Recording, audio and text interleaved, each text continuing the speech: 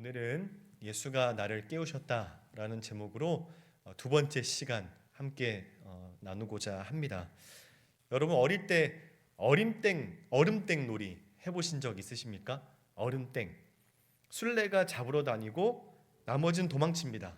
그런데 잡힐 것 같을 때 얼음을 외치면 그 자리에서 멈춰야 됩니다.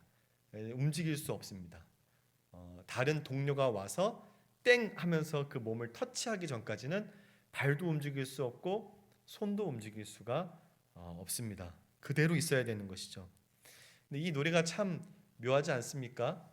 살려고 얼음을 외쳤는데 잡히지 않으려고 얼음을 외쳤는데 그 순간부터 어떻게 돼야 됩니까?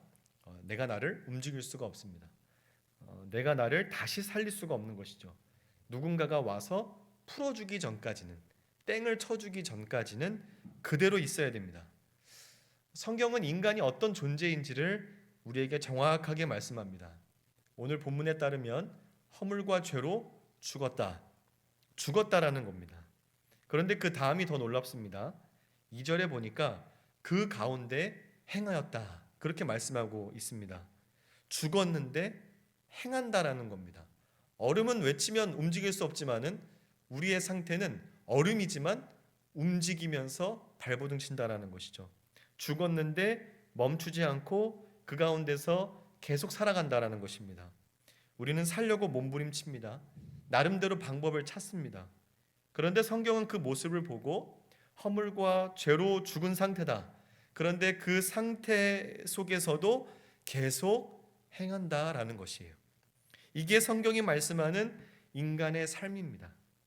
인간은 죄로 인해서 죽었습니다. 그러나 그 속에서도 여전히 살려고 발버둥 치는 것이죠. 계속 움직이고 계속 선택하고 계속 그 길을 걸어갑니다. 죽음 속을 걸어가는 것이죠. 사랑하는 여러분, 우리가 정말 그런 인생이라면, 죽음의 길을 걸으면서 사는 사람들이라면 대체 우리는 이 문제를 어떻게 해결할 수 있을까요? 누군가 와서 땡을 쳐주기 전까지는 내가 죽음 속에서 걷고 있는지조차도 모르고 있었던 우리들의 삶을 누가 대체 해결해 줄 수 있냐라는 것입니다. 오늘 저와 여러분들은 이 죽음의 삶을 어떻게 극복하셨습니까? 어떻게 해결하셔서 이 자리에 앉아 계시냐라는 말입니다. 오늘 우리는 어떻게 깨어났고 우리를 누가 깨우셨을까요? 먼저 바울은 우리가 어떤 상태에 있었는지를 아주 정확하게 오늘 말씀을 통해서 기술하고 있습니다. 1절과 2절을 다시 보면 그는 허물과 죄로 죽었던 너희를 살리셨도다. 그때 너희는 그 가운데서 행하여 이 세상 풍조를 따르고 공중의 권세 잡은 자를 따랐으니 우리 보고 죽었었다, 너희는 죽은 상태였다, 그렇게 말하고 있습니다. 그 가운데서 행했다라고 말하는 것이죠. 죽은 자인데 여전히 걸어가고 있었다는 겁니다. 예전에 미국 드라마 중에 워킹 데드라는 드라마가 있었는데 죽었는데 여전히 걸어가는 것이죠. 바울이 오늘 말하는 죽음은 호흡이 끊어진 상태를 말하는 것이 아닙니다. 죽음은 하나님께로부터 하나님과 끊어진 채로 계속 살아가는 상태, 계속 걷고 계속 선택하고 반응하고 길을 걸어가지만은 그 모든 방향이 하나님을 향하지 않는 상태를 죽음이다, 그렇게 말하고 있습니다. 바울은 그 죽은 자들이 세 가지의 배경을 가지고 살아간다, 오늘 우리에게 그렇게 말씀하는데, 첫 번째로는 이 세상 풍조를 따른다, 두 번째로는 공중의 권세 잡은 자를 따른다, 세 번째로는 3절에 육체와 마음에 원하는 것을 한다, 그렇게 말씀하고 있습니다. 세상 풍조, 공중의 권세 잡은 자, 육체와 마음에 원하는 것. 우리는 우리 마음대로 그냥 내키는 대로 사는 인생, 한 번뿐인 인생, 내가 하고 싶은 대로 살자, 3절의 말씀처럼 내 방식, 내 판단으로 살아가죠. 그것이 좋고 그것이 자유고 행복이라고 생각합니다. 인간이 그래요. 그러나 그 배경에는 세상 풍조와 공중의 권세 잡은 자가 있다라는 겁니다. 자기가 마음대로 사는 것 같지만은 그렇지 않다라는 거예요. 우리는 본래 세상 풍조를 따라서 사는 존재들이었습니다. 우리는 하나님 없이도 행복할 수 있다라고 여기면서 열심히 살았던 사람들이 바로 저와 여러분들이에요. 세상이 옳다라고 하는 것, 세상이 성공이라고 하는 것을 따라서 걸었습니다. 세상이 두려워하는 것을 함께 두려워했습니다. 그러면 하나님 없이도 얼마든지 열심히 살 수 있어요. 하나님 없이도 얼마든지 바쁘게 살 수 있습니다. 실제로 하나님 없이 계획할 수 있고 하나님 없이도 성공을 꿈꿀 수 있습니다. 하나님 없이 사람들과 관계 맺고 일하고 울고 웃고 버틸 수 있어요. 겉으로는 오히려 더 열심히 사는 것 같고 더 치열하게 보입니다. 그런데 성경은 그런 삶이 생명의 삶이 아니다. 그 길이 생명의 길이 아니다. 죽은 상태요 죽음의 길이다. 그렇게 말씀하고 있습니다. 해변으로 밀려온 큰 상어 한 마리가 있습니다. 살려고 몸부림쳐요. 꼬리를 칩니다. 모래를 튀기면서 애를 씁니다. 바둥거려요. 그런데 그 상어의 머리는 육지를 향하고 있습니다. 발버둥을 칠수록 사력을 다할수록 더 바다로 가는 것이 아니라 육지를 향해서 가는 것이죠. 이게 죄 아래에 있는 인간입니다. 움직임이 없는 것이 아닙니다. 굉장히 치열합니다. 열심히 살아요. 그런데 문제는 방향이 틀렸어요. 생명을 향해 나아가고 있다라고 하는데 살려고 발버둥 치는데 실제로는 죽음을 향해 더 열심히 살아가고 있는 것이죠. 또 바울은 공중의 권세 잡은 자를 따랐다라고 말씀하고 있습니다. 세상 풍조와 같은 환경의 문제만 우리에게 있는 것이 아니라는 것이죠. 하나님을 대적하는 악한 세력이 있다라는 겁니다. 사람은 자기가 자신의 의지를 가지고 자유롭게 산다라고 행복하게 산다라고 자신의 인생을 더 나은 방향으로 이끌어갈 수 있다라고 생각하지만은 그렇지 않습니다. 무언가를 따르고 있어요. 무언가에 이끌려 살고 있습니다. 그것에 지배를 받는 것이죠. 그리고 3절은 갑자기 그 손가락을 유대인에게로 그리고 이 성경을 읽는 독자인 우리에게로 옮기고 있습니다. 아주 뜨끔하게 되는 말씀인데요. 우리 함께 읽으면 좋겠습니다. 3절 말씀입니다. 시작. 전에는 우리도 다 그 가운데서 우리 육체의 욕심을 따라 지내며 육체와 마음에 원하는 것을 하여 다른 이들과 같이 본질상 진노의 자녀이었더니 아멘. 바울은 그게 바로 우리다라고 말합니다. 이방인만 그런 것이 아닙니다. 유대인도 그렇고 예수 믿지 않은 사람만 그런 것이 아니라 예수 믿기 전에 우리도 똑같은 사람들이었다라는 것입니다. 이건 어떤 특별히 악한 사람들, 죄를 범한 사람들만의 이야기가 아닙니다. 하나님 밖에 있는 모든 인간 상태를 말하는 것입니다. 그러니까 우리는 정신이 잠깐 딴 데 팔린 사람들이 아니라 죽은 자들이었어요. 겉으로는 멀쩡하게 보여도 죽은 사람들입니다. 열심히 살고 겉으로는 괜찮아 보이고 그래도 다 마찬가지예요. 다 죽은 사람들입니다. 성경은 인간의 본질 그리고 그 본질이 나타나는 방식 그것을 그가 어느 길 위에 서 있는지로 보여주고 있습니다. 바울은 그런 자들을 가리켜서 본질상 진노의 자녀다 이렇게 부르고 있습니다. 이것은 하나님의 거룩하심 앞에서 반드시 심판을 받아야 되는 존재라는 말입니다. 사람은 죄 때문에 해일과 같이 쏟아지는 하나님 수준의 진노를 매일매일 항상 머리에 지고 사는 존재들이 바로 우리 사람입니다. 그러나 우리는 그 무서운 하나님의 진노가 바로 그 위에서 쏟아지기 일보 직전임에도 불구하고 모르고 살아갑니다. 하나님의 진노가 당장 쏟아져도 이상하지 않은데 항상 그 진노를 머리 위에 지고 사는데 몰라요. 죽음 가운데 걸어가는 존재들입니다. 여러분 이게 인간입니다. 이게 나였고 이게 우리입니다. 우리는 무지 속에서 죽음 가운데 심판 아래에서 계속 살아갈 수밖에 없는 죄인들이었어요. 이 말씀을 통해 더욱 분명해지는 것이 있습니다. 우리는 절대 스스로 깨어날 수 없는 존재들이다. 죽음의 길을 걷고 있는 사람은 자기가 죽었는지도 모릅니다. 열심히 살아가고 있기 때문에.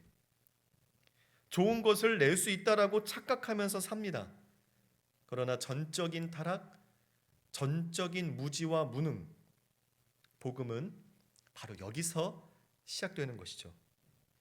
우리 4절과 5절을 함께 읽겠습니다. 오늘 말씀 4절과 5절입니다. 시작. 긍휼이 풍성하신 하나님이 우리를 사랑하신 그 큰 사랑을 인하여 허물로 죽은 우리를 그리스도와 함께 살리셨고, 여기서 상황이 완전히 역전됩니다. 여기서 복음의 빛이 아주 눈부시게 빛나는 것이죠. 헬라어 원어로 보면 오늘 우리가 함께 읽은 4절은 이렇게 시작합니다. 그러나 하나님은, 허물로 죄로 죽었던 너희가 지금까지 본질상 진노의 자녀였지만 죽은 상태에서 계속 열심히 발버둥 치면서 살아가면서도 죽은지도 모르고 살아가고 있지만, 그러나 하나님은, 우리는 죽음의 길을 걷고 있었습니다. 그 길에서 절대 스스로 빠져나올 수 없습니다. 얼음이에요. 난 나를 살릴 수 없습니다. 죽음 가운데 걷고 있는지도 모르고 심판이 당장 오늘 떨어질 수 있다라는 것도 모르고 영원한 사망을 향해서 계속 걸어갈 수밖에 없는 그런 사람들이었습니다. 그런데 그때 하나님이 등장하시죠. 바울은 오늘 우리에게 그러나 너희가 정신을 차렸다 이렇게 말하지 않고, 그러나 하나님은 긍휼이 풍성하셔서 이렇게 시작하고 있는 것입니다. 여기서 전환이 일어나는 것이에요. 이게 복음입니다. 하나님이 하셔야 되는 거예요. 그리고 그 하나님이 실제로 하십니다. 하나님이 해내세요.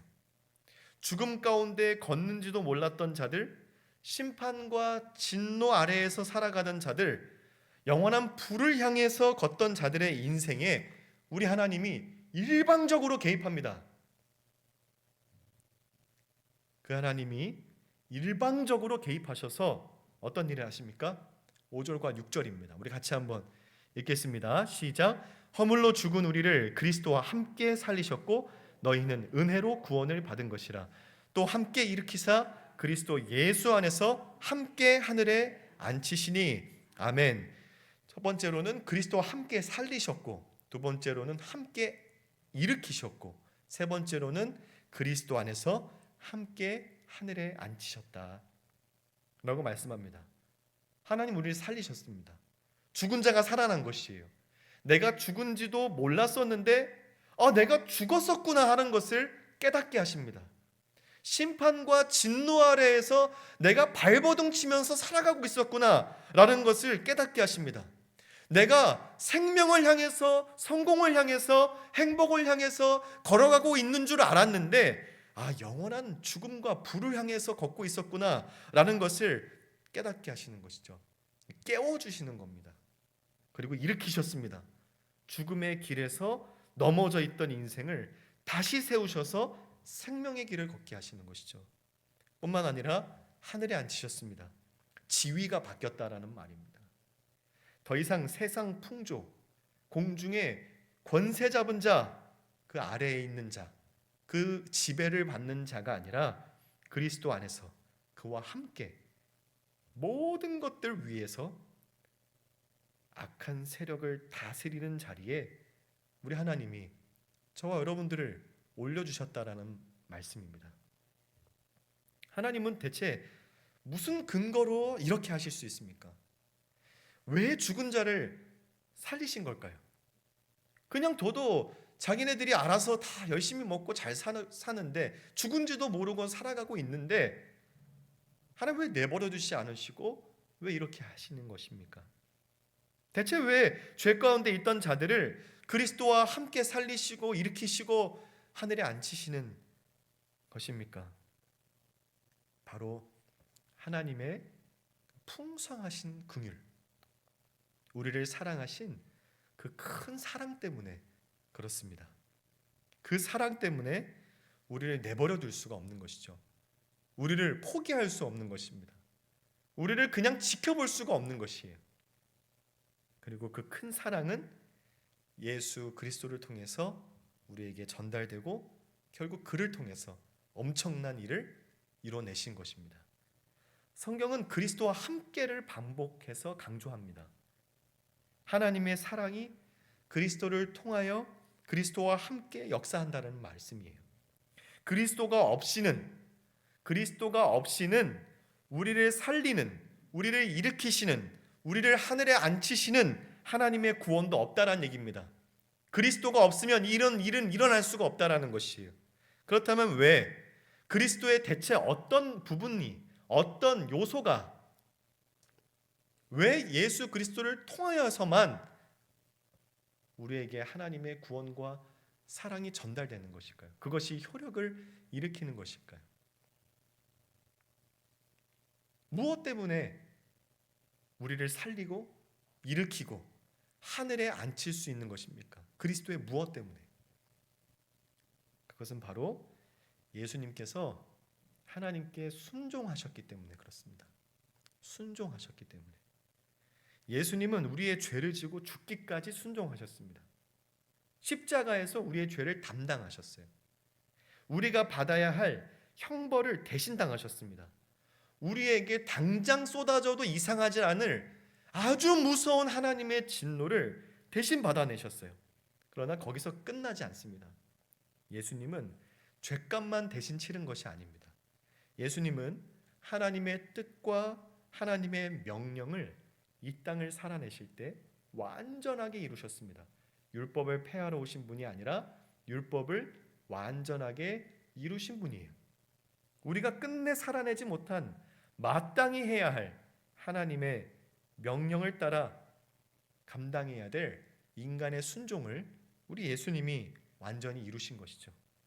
우리는 절대 이룰 수 없는 하나님이 만족하시는 의를 이루신 겁니다. 그러니까 예수님은 두 가지의 순종을 하신 거예요. 우리의 죄를 담당하시는 순종, 이건 신학적인 용어로 예수님의 수동적인 순종이다 이렇게 말씀합니다. 그리고 하나님의 뜻을 완전히 이루시는 순종, 이것은 하나님의 예수님의 능동적인 순종이다 이렇게 구분하는데요. 그래서 하나님을 향한 예수님의 순종이 십자가를 통해서 궁극적으로 드러났고, 부활은 그 예수님의 순종하심을 아버지께서 기쁘게 받으셨다라는 하늘의 선언인 것입니다. 우리가 그래서 십자가와 부활을 따로 떼어 생각할 수가 없는 것이에요. 십자가만 있어서도 안 되고 십자가가 없는 부활은 없는 것입니다. 그리스도께서 죽기까지 순종하시고 우리가 이룰 수 없는, 도저히 이룰 수 없는 죽은 자들이기 때문에, 죽은지도 모르기 때문에, 하나님이 누군지도 모르고 알고 싶지도 않은 사람들이기 때문에 도저히 이룰 수 없는 우리의 의를 다 이루신 주님 때문에 하나님은 우리를 향한 사랑을 그리스도를 통하여서 실현하시는 겁니다. 그 열매가 그 그리스도와 함께 살리시고 일으키시고 하늘에 앉히시는 것으로 맺히는 것이에요. 그리스도와 함께 살리고 일으키시고 앉히시는 하나님의 주권적인 아주 일방적인 개입이 일어나는 것이 바로 깨어남입니다. 사랑하는 여러분, 우리가 깨어난 것은 우연이 아니에요. 하나님께서 우리를 사랑하시기 때문에, 그리고 예수 그리스도께서 순종하셨기 때문에, 하나님께서 그 순종을 기쁘게 받으셨기 때문에, 예수께서 십자가에서 죽으시고 부활하셨기 때문에, 다른 표현으로 하면 우리는 그리스도와 함께 살리심을 받는 겁니다. 그렇다면 그리스도께서 이루신 그 구원이, 그리스도께서 하신 그 두 가지의 순종이 어떻게 우리의 것이 되는 것입니까? 어떻게 우리에게 적용이 될 수 있냐라는 말입니다. 그리스도께서 죽으시고 부활하신 그 일이 어떻게 나한테 효력을 내서 나를 깨울 수 있었냐라는 것입니다. 8절과 9절의 말씀 우리 같이 한번 읽어보겠습니다. 너희는 그 은혜에 의하여 믿음으로 말미암아 구원을 받았으니 이것은 너희에게서 난 것이 아니요 하나님의 선물이라. 행위에서 난 것이 아니니 이는 누구든지 자랑하지 못하게 함이라. 아멘. 우리는 은혜로 구원받았습니다. 믿음으로 받은 것이에요. 그런데 그 믿음도 우리에게서 난 것이 아니라 오늘 말씀이 뭐라고 말씀합니까? 하나님의 선물이다. 그러니까 그리스도께서 그 구원을 이루셨다면 그 구원이 어떻게 내 것이 되었다라는 말입니까? 하나님의 일로, 하나님께서 하신 방법을 통하여 우리의 구원이 이루어졌다라는 말입니다. 예수님의 순종이 내 것이 되었다라는 말입니다. 디도서 3장 4절로 7절을 보면 그 하나님의 선물이 뭔지, 하나님께서 하신 일이 뭔지 그 내용이 나옵니다. 우리 디도서 3장 4절로 7절까지의 말씀 우리 같이 한번 읽어보겠습니다. 시작. 우리 구주 하나님의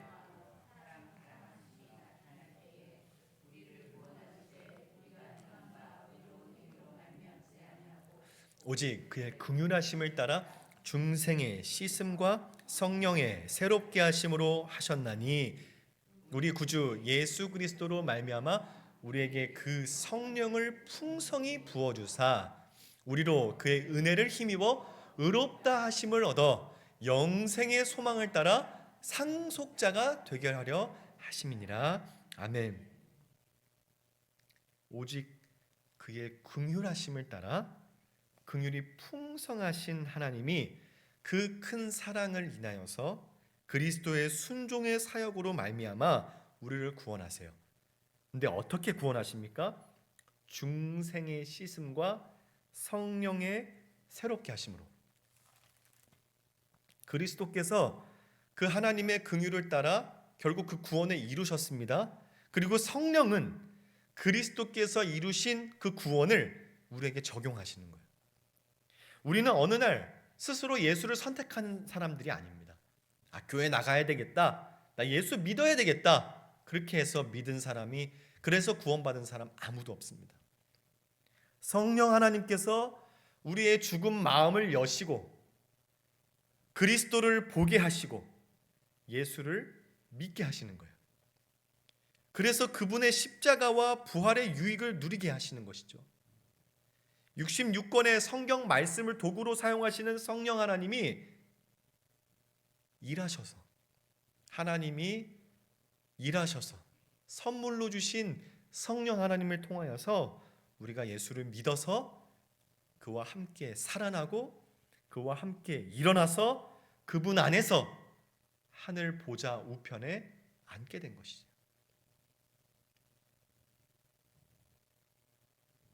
거기서 끝이 아닙니다. 오늘 본문 10절입니다. 우리 같이 한번 읽겠습니다. 시작. 우리는 그가 만드신 바라 그리스도 예수 안에서 선한 일을 위하여 지으심을 받은 자니 하나님이 전에 예비하사 우리로 그 가운데서 행하게 하려 하심이니라. 아멘. 여기서 처음과 끝이 정확하게 대조를 이룹니다. 처음에는 어땠습니까? 허물과 죄 가운데 행하던 자들이었습니다. 세상 풍조를 따라 행하던 자들이었습니다. 공중의 권세 잡은 자들을 따르던 자들이었습니다. 육체와 마음에 원하는 것을 하면서 죽음의 길을 걷고 있었던 사람들입니다. 그런데 이제는 어떻습니까? 하나님이 예비하신 선한 길 가운데 걸으며 선한 일을 행하는 자들이 된 것이에요. 이거 완전한 역전입니다. 이게 깨어난 사람의 모습이에요. 깨어난 사람이 다음으로 내딛는 발입니다. 완전히 변화된 것이죠. 하나님은 우리의 걸음걸이만 조금 교정해 주신 것이 아니에요. 우리가 걷는 길 자체를 바꿔버리십니다.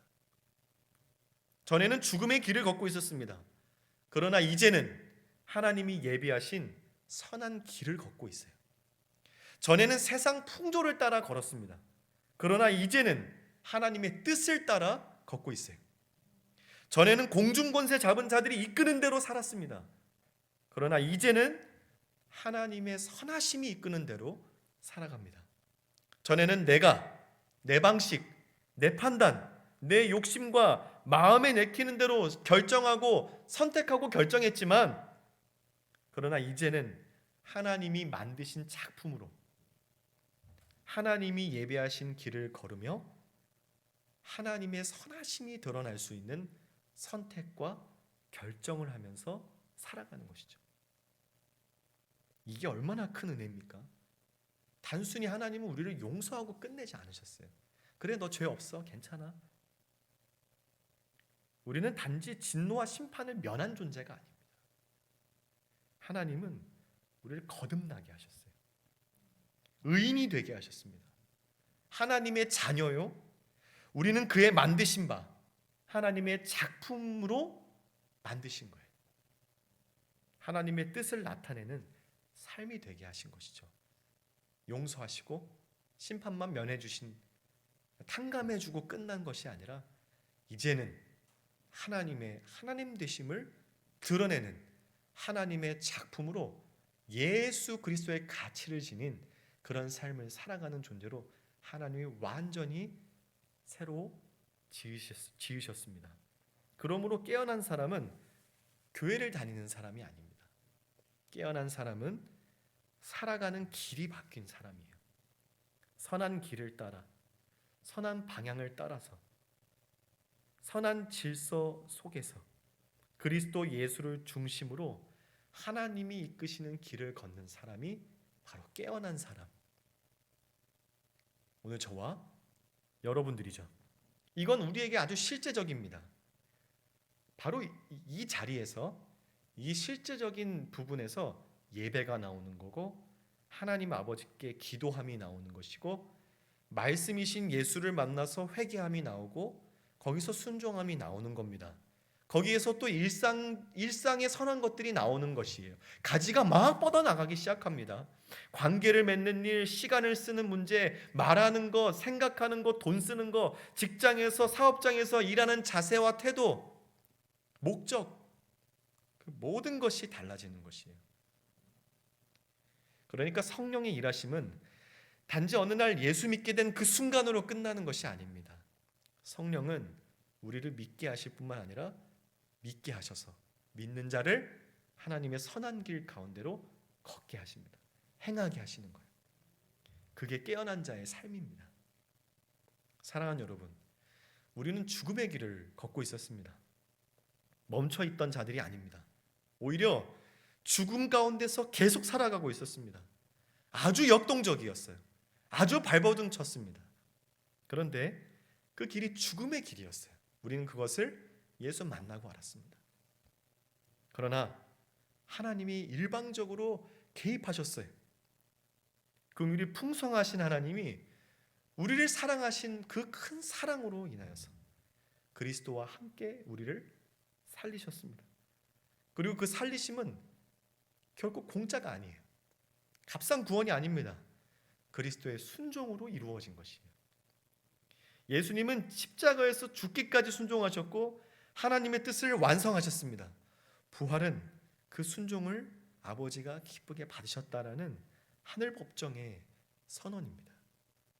그리고 성령께서 그 이루어진 하나님의 사랑, 그 구원을 우리에게 적용하셨어요. 우리를 예수 믿게 하셨습니다. 거듭나게 하셨습니다.